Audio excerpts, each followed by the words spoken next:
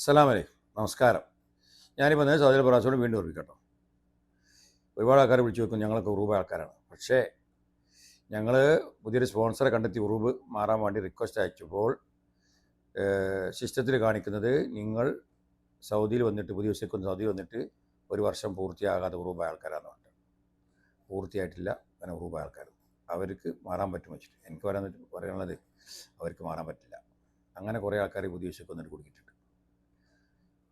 Saudi അറേബ്യയിലേക്ക് പുതിയ ദിവസയിലേക്ക് വന്നിട്ട് ഉറൂബായ ഒരുപാട് ആൾക്കാരുണ്ട്.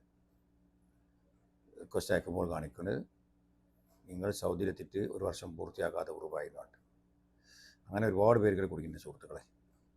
നിങ്ങൾക്ക് സ്പോൺസർഷിപ്പ് മാറാൻ വേണ്ടിയിട്ട് ഉറൂബ് ആൾക്കാർ റിക്വസ്റ്റ് അയച്ച് നോക്കുക. പുതിയ സ്പോൺസർ കണ്ടെത്തി റിക്വസ്റ്റ് അഥവാ തളഭാകുന്നുണ്ടോ നിങ്ങൾക്ക് മാറാം, ഇല്ലേ മാറൂല. കാരണം തളഭാകുന്നുണ്ടെങ്കിൽ നിങ്ങൾ പഴയ ഉറൂബാണ്, തളഭാകുന്നില്ലേ പുതിയ ഉറൂബ്.